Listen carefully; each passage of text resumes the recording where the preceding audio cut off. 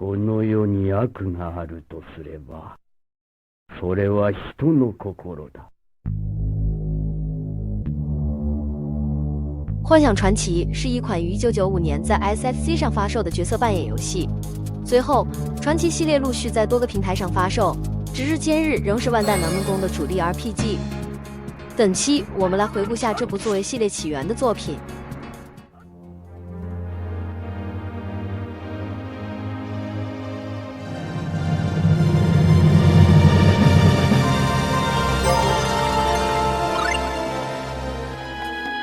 最初的契機是由日本通訊網絡的社長帶領員工前往 Namco， 向他們展示了一張 SSC 基板。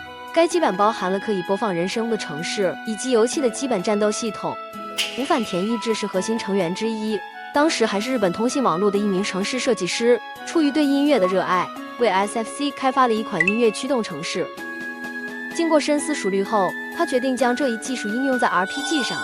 這次的技術展示讓 Namco 非常心動，無論是在視覺效果上還是全新的戰鬥系統，都在公司內引起了轟動。由於當時是 RPG 最為流行的時代， Namco 卻沒有自己的 RPG， 一直都有向這個領域發展的想法。看完日本通訊網絡的演示後，他們認為這是一個機會，便決定開發這部作品。在這款全新的 RPG 中，有主題歌，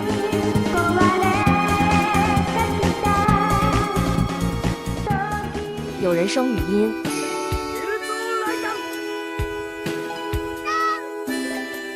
還有動作型戰鬥系統，這些都是從未有過的全新嘗試。在發售前，所有人都信心滿滿，然而遊戲發售後卻打了所有人的臉，銷售狀況並不理想。發售日甚至選在日本國民級 RPG《勇者鬥惡龍6》的相同月份，甚至卡帶一度停止生產。好在後來通過玩家間的口耳相傳，知名度逐漸上升。還出現了遊戲攻略本超過遊戲本體銷量的奇怪現象。回國味的 Namco 也因此重啟了遊戲的生產，遊戲最終銷量達到了20萬套。作為一款全新的 RPG 來說，是個不錯的銷售成績。遊戲開場的人聲主題歌，配合像動畫片頭一樣的編排，在當時以 SFC 為主流的家用機時代，給玩家帶來了不小的震撼。據說當時的 demo 版放在遊戲店展示時，還被誤以為是在播放編輯好的遊戲錄像，而不是實際遊戲展示。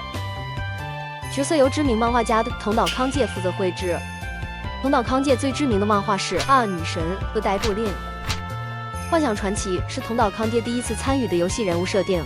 決定啟用藤島康介的是擔任策劃助理的豐田純。他偶然從同事那裡看到了《啊女神》的漫畫。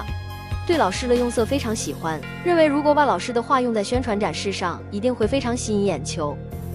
因為藤島老師本身就對遊戲人物設定抱有興趣，所以接到委託時很爽快的就答應了。Namco的負責人給予了較高的設計自由度。藤島康介之前也玩過《勇者鬥惡龍》等幻想類 RPG 遊戲，為了與之前的遊戲有所區別，所以在設計角色時盡量避開一般認知的角色形象。在 2D 遊戲時代，因為遊戲中呈現的是點陣圖，所以在設計時不用考慮太多，反而進入 3D 時代後，人物設定的要求就要繁雜得多，要考慮角色模型動起來的時候是否會穿模等各類情況。完成本作的人物設定後，緊接着便參與了櫻花大戰的人物設定，同時還有漫畫的連載，是藤島康介最繁忙的一段時期。不過最令人羨慕的是，數年前與年輕貌美的 coser 結婚。提到傳奇系列，一般都會聯想到藤島康介和Inomata Mutsumi。由於第二作《命運傳奇》在開發時，藤島康介因為太忙而無法參加，於是 Namco 找來Inomata Mutsumi老師擔任後續幾作的人物設定。從此開始，傳奇系列幾乎與兩位老師綁定。細心的觀眾應該已經發現 ，SFC 版中的角色與人物設定有很大的區別。其實是 Namco 在遊戲的開發後期才決定請藤島康介做遊戲人物設定。之後的 PS 版才真正統一了人物的設定和遊戲中的角色。音樂是由之後為《光明力量3》《黃金太陽》等遊戲編曲的櫻庭統，以及在本作後參與多部傳奇系列編曲的田村信二。本作最具代表性的曲目《Lighting of the Spirit》就是由他創作的曲目。這首 BGM 被認為是整個系列的巔峰之作。當時聽到這首 BGM 的直松伸夫等作曲家都為之動容。最後一位是谷屋亮太。因為在1995年便退出了遊戲界，所以相關資料很少。這3人是狼組的主要音樂負責人。本作由吉田悠香里演唱的主题歌《夢不會終結》的 CD 在遊戲發售前發布。CD 中的另一首歌曲《天上的星》沒有使用在 SFC 版的遊戲中，不過在後來的 PS 重製版中作為 ED 曲目。本作的發售日為1995年12月15日，負責遊戲開發的是日本通信網絡 Namco 則作為總指揮確定了遊戲的開發方向。然而由於意見分歧，期間也引起了許多不愉快，最終導致了開發小組成員的疏走。之所以選擇日本通信網絡，主要是因為當時具有 RPG 開發能力和經驗的公司並不多，而日本通信網絡就是其中之一。簡單介紹下日本通信網絡，儘管光看名字會以為是電信通信公司，其實從1983年設立之初，就是以開發遊戲為目的的軟體公司。早期主要面對個人電腦遊戲開發，其知名作品包括《夢幻戰士》系列，同時也是開發本作的狼組的早期作品之一。1987年，制作組從日本通信網絡分離出來，並延續原組名作為公司名，依然以開發 PC 遊戲為主。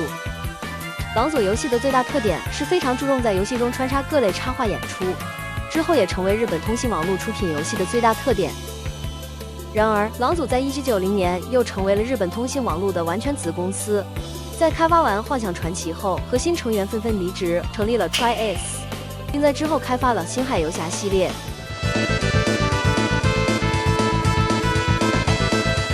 以及《女神戰記》等知名遊戲。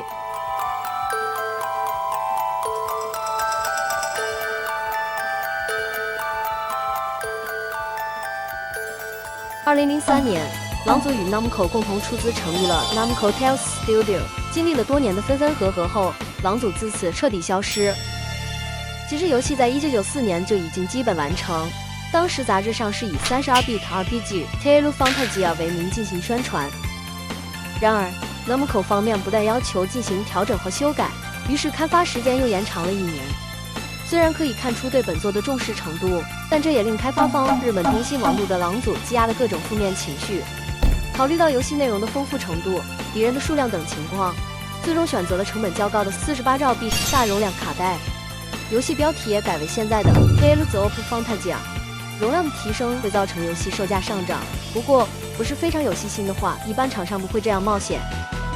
前面有提到，遊戲發售後銷量並不理想，不過有大量玩家祭出遊戲中附帶的明信片，大多都是對遊戲的正面評價，再加上攻略本的大賣，這些都讓 Namco 看到了希望。如果推出續作時加大宣傳力度，新作應該會成為一部更賣座的遊戲。1997年發售的續作《命運傳奇》，其用電樂隊演唱的主題歌《如夢一場》也是當時玩家心目中的名曲。遊戲在銷量和口碑上都遠超前作。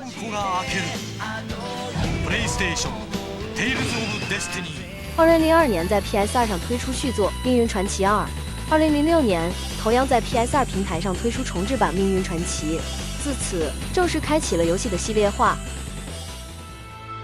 本作的故事大綱由吾坂田裕之編寫，從擔任 SFC 版《飛王傳》的主程序開始嶄露頭角。其實，《幻想傳奇》最初是作為《飛王傳》的外傳作品進行的企劃，劇情則是由澤本真樹負責編寫。這兩位在本作後一同離開狼組，成立了 Tri-Ace， 分別擔任社長和企劃部長。遊戲的結尾部分則是來自 Namco 的冰藤月史改寫的。戰鬥採用了線性動作戰鬥系統，相較當時主流的指令選擇戰鬥模式，本作的戰鬥有着很強的動作要素，在當時看來非常的新穎有趣。克雷斯的技能有着熟練度的設定，在習得奧義後，一般需要對應的2種技能的熟練度達到100%才可以使用。所有角色使用技能時都会消耗 TP， 不過在每場戰鬥後都会有少量的回復。游戲的戰鬥難度和遇敌率都偏高，在裝備了可以奔跑的道具鞋後，遇擊率幾乎成倍增長。遊戲中期還會遇到秒殺級的普通敵人，真正做到了舉步維艱。這些強敵當中，綠色海藻型敵人狼的阿沁是來自 Namco 1986年發售的街機遊戲《伊什塔爾的復活》。因為不起眼的外形，第一次遇到的玩家都會誤以為是個很弱的怪物，然而一旦接觸到，角色就會被秒殺。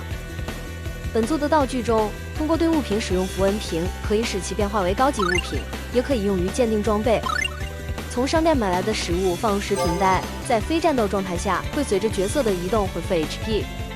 由此可以看出制作組在細節上的奇思妙想。不過对於想要嘗試本作的新玩家，還是建議放棄 SFC 版，直接去玩 PS 上的重置版。本作中許多地名和物品名都源自於北歐神話。從《交響曲傳奇》插畫集的訪談內容中可以得知，2007年發售的《交響曲傳奇》與《幻想傳奇》處於相同的世界。不過在兩部作品之間存在着一些設定上的差異，也沒有說明是否處於平行世界。遊戲的故事始於主人公克雷斯和他的密友切斯特外出狩獵。當他們返回時，發現村莊被毀，居民被全部殺害。這一場景結合傷感的 BGM， 角色的台詞演出，對比離開村莊前的一片和平景象，給人留下了深刻的印象。之後，克雷斯又去投靠叔叔尋求庇護，卻因叔叔的出賣而被投入監獄。在獄中得到敏特母親的幫助而得以脫出，請求克雷斯幫忙解救同樣被關在牢裡的敏特。脫出後卻發現敏特的母親早已死在牢裡。救出敏特之後，為了不刺激他，克雷斯謊稱他的母親並不在牢中，於是兩人便結伴而行。在逃亡的過程中，得知了一切悲劇的源頭是達奧斯，於是他們便踏上了討伐達奧斯的旅程。作為本作最終 BOSS 的達奧斯，雖然是敵方角色，卻因其悲劇性的設定，在玩家間有着極高的人氣。他所做出的惡行，並非為了征服世界後無意義的破壞，而是為了完成自己所背負的重要使命，以及拯救認為需要被保護的東西。儘管立場不同，但與克雷斯等人一樣，是基於正面的理由。這樣的設定在當時是相當新穎的。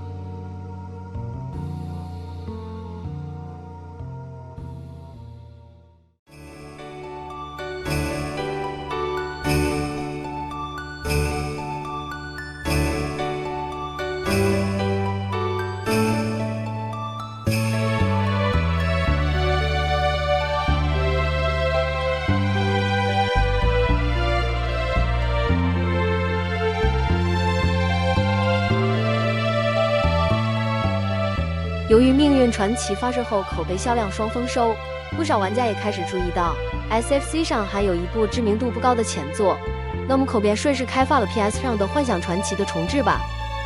得益於 PS 大容量的存儲媒介，片頭加入了由 Production IG 制作的開場動畫，主題歌《夢不會終結》灑落的時光改由 Yomi 演唱，歌曲在原基礎上進行了重編 ，BGM、畫面、角色形象等各方面都進行了大幅強化和修改。大地圖的部分和场景改用 3D 圖形制作，主角团众人的外形也忠實還原了桐島康介的人設。SFC 版中的忍者 NPC 角色服部玲，在 PS 版中更名為藤林玲，並作為可加入角色登场。戰鬥難度上進行了修正，適合各類輕度玩家。在 SFC 版中，未出戰的角色不會獲得經驗值，而在 PS 版則改成即使不參戰也會獲得經驗值，遇敵率也大幅降低，不會再出現像 SFC 版那樣步步驚心的情況。食品袋改成了料理系統，另外還加入了稱號系統、角色間對話系統等新要素，這些都被後來的作品繼承。部分角色的聲優也進行了更換，例如敏特的聲優，なんだか風の匂いが違う気がします。從 SFC 版的 Koorogi Satomi 改成了岩南潤子。個人感覺，岩南潤子的聲音更符合角色的年齡和性格 ，SFC 版的聲音則顯得有些稚嫩，不像18歲的女孩子。最終 BOSS 達奧斯還加入了第3形態。作為 SFC 版的重置作品，本作的完成度可以用教科書級別來形容。由於開發成員的變更，加上上一作《命運傳奇》發售後，有不少玩家發現遊戲質量有所下降，這讓玩家對《幻想傳奇》的重置版抱有一絲不安。不過在遊戲發售後，徹底打消了玩家的顧慮。本作的 PS 版後來還獲得了1996年 PlayStation Awards 的 Gold Prize， 這是專門頒發給遊戲銷量超過50萬的獎項。1998年到2000年間，還發行了多部相關小說，例如以 SFC 版劇情為基準的《幻想傳奇：遙遠的時空》上下2卷，以及《真紅之瞳》、《深藍色的羈絆》等。最後一部是以藤林玲為主角的《魔劍忍法帖》。小說的內容多為外傳故事，也有涉及主角們多年後狀況的內容。2003年 ，Namco 又將本作搬到了 GBA 上，可以將其看作是以 SFC 版為基礎的移植版。因為是掌機，所以整體 BGM 的音質遠不如 PS 版。不過在角色形象上進行了沿用。許多 PS 版中的要素均有刪減，戰鬥中經常出現拖慢，非常影響遊戲體驗。OP 回歸了 SFC 版。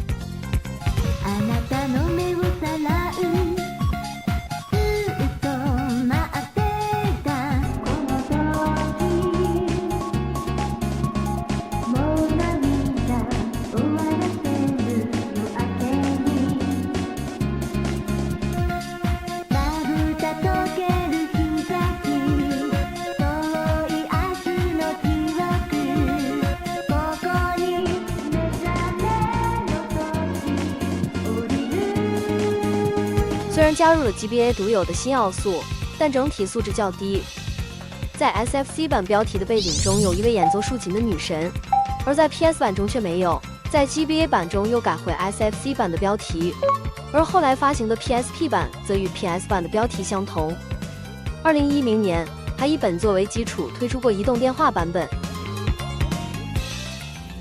2006年 PSP 上發售了《幻想傳奇》完整語音版。如標題所示，本作為主線劇情部分都加入了語音，不過在實際遊戲中，不知出於什麼原因，某些主要劇情部分沒有加入語音，反而某些支線卻加入了語音。畫面比例完全適配 PSP， 並非簡單的畫面拉伸。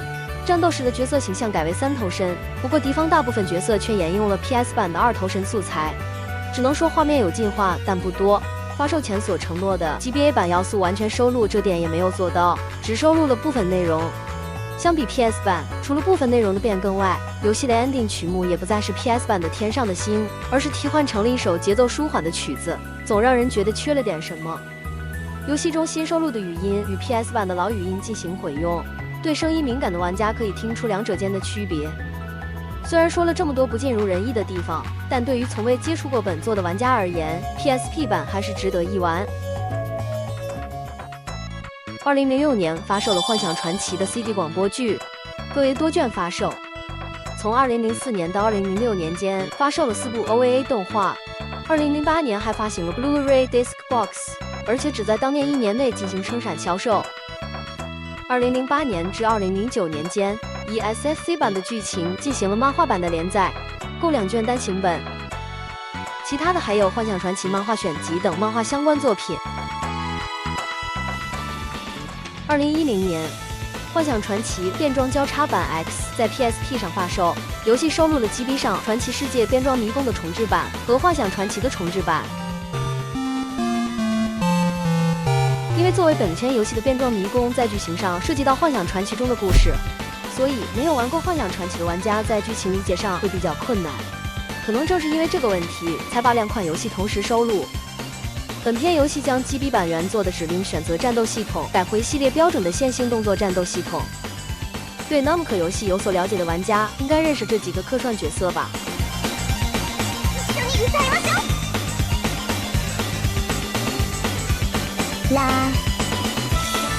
這一版的《幻想傳奇》對劇情進行了少量修改，將本片遊戲中的追加新角色龍德林也加入到本作中，不過是作為客串角色登場，可操作的時間並不多。除此之外，遊戲的戰鬥畫面中對部分角色進行了3頭身重繪，戰鬥時速度也比前作要快，使用奥义時還為角色加入了特寫畫面。不過老玩家對本作的評價並不高，因為許多之前的問題都沒有得到改善。開發本作的 Climax 社員在後來的採訪中透露，Bandai Namco留給本作的制作工期非常短，這可能是導致許多老問題仍然被保留的原因之一。另外，因為本作和變裝迷宮同時收錄的關係，不知道這個版本存在的玩家有很多。拋開強行加入新角色的生硬感和少量 bug 外，還是比較推薦新世代玩家嘗試本作。2013年，以 PSP 版為基礎移植的 iOS 版發布。作為基本游玩免費的游戲，在發布後5天內就達到了15萬次的下載。除了操作上的不便，敌人也進行了大幅強化，所以不氪金的話，玩起來會非常有難度。玩的時候還必須與伺服器進行通信，只有在聯網狀態下才可以進行遊戲。由於以上種種因素，遊戲運營了不到1年就關閉了。2016年，由 TriAce 開發、Square Enix 發行的手遊《星海遊俠回憶》上線，負責音樂的是櫻庭孔，Akima負責遊戲插畫，與其他公司的多個 IP 進行過聯動。其中在2019年與 Bandai Namco 合作推出《幻想傳奇》的角色聯動。前面提到過 ，Trice 的核心成員正是開發 SFC 版初代《幻想傳奇》的人員。闊別21年再次經手本作相關內容，已向世人表明了雙方的和解。至今為止，傳奇系列已經走過了29個年頭。作為系列原點的《幻想傳奇》，通過跨越各個時代，營造出了一個龐大的世界觀，沒有非黑即白的善惡之分。戰鬥方式上開創了新穎的戰鬥系統，雖然不是系列中最受歡迎的一作，卻也始終保持了一定的人氣，因此被多次重置和移植。從 PS 版開始接觸這個系列的玩家應該不在少數。你是否還記得在看完 OP 後，滿心期待進入遊戲時的心情？本期的內容就到這裡，大家有什麼可以分享的內容，歡迎留言。我們下期再見。プレイステーションナムコテイルズ・オブ・ファンタジア